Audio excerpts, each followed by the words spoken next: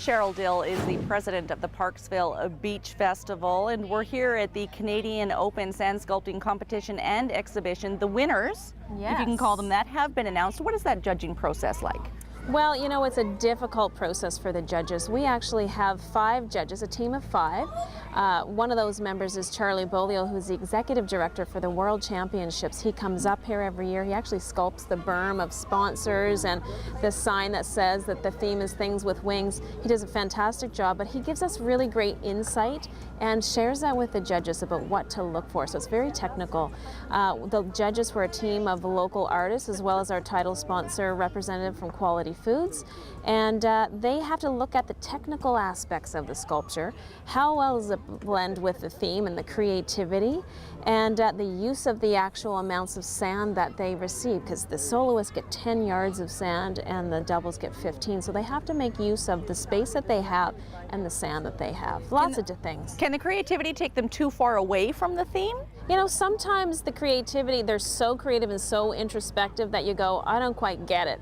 But it's a wonderful thing to come and look at it and try and interpret. I mean, that's what we do with art, right? Everybody has a different perspective on what it means to them. So that's what I love about this, is you think that you might know what you're going to get, and you just get blown away with their ideas. In the years that we've been coming out here, I've learned that when you have a cut through, is it called, and a hole, and I noticed the butterfly, and I haven't had a close look at it yet. Oh yeah. I went that, oh, that's technically very, very high and skilled. Absolutely, yeah. There's quite a few cut throughs as you take a look around and they get so creative with the cut throughs. So there's really clear holes in some of them that they've designed, and just the intricacy of the depth of some of the sculptures themselves is just how they actually got into the center of the sand sculpture themselves to actually create what they did. You have to take a close look. We will, and before we get to who the winners are for this year, and there still of course is a public's choice open until the end of the exhibition on August the 21st. That's right. People ask about, you know, is it just sand and water? And there is a bit of a glue that goes around afterwards. Tell me about the process of just keeping it together. For sure.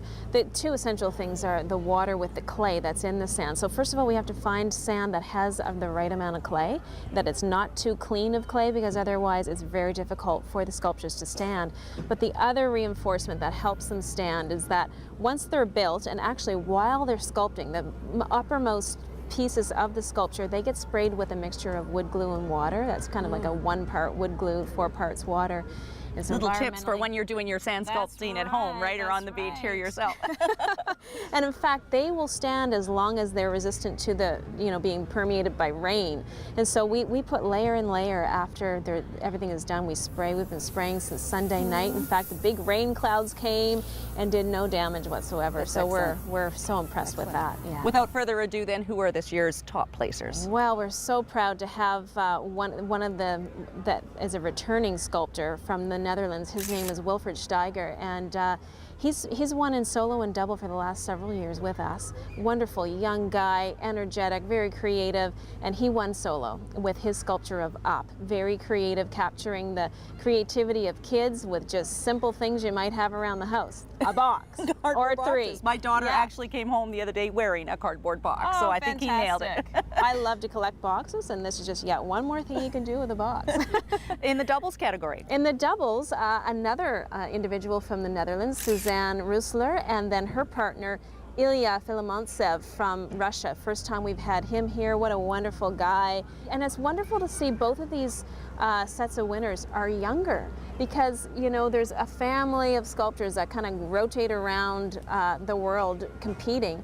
And, you know, they're getting a little bit older, but now we're seeing some youth come forward, and hats off to them. They did a wonderful job. What a life to step into. You bet. Now, one of the elements in judging is the competitors judging each other. Is that correct? That's right. And how did that turn out this year? On Sunday, you know, it's the most coveted award, because they do know the intricacies and the challenges that each type of sand presents to all of the sculptors around the world, sculptors.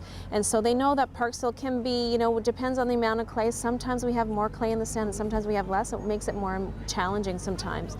So they assess when they first start, and you know, by the end of the 30 hours of sand sculpting, they all walk around and do their own judging. And so it's a coveted award, and the competitors' choices were exactly the same as the judges, even though they were independent. So that tells us a lot about our judging panel. They know what to look for. They're understanding, you know, the intricacies and challenges of sculpting in this kind of medium. So it was the same results. Excellent. Thanks, Cheryl. Yeah, you're welcome. We'll be back with Cheryl later on this edition of Go, talking about some other elements of the Parksville Beachfest and sand sculpting. In the meantime, we're heading down to Victoria. Dan Kahn looking into the opening of Yuck Yucks.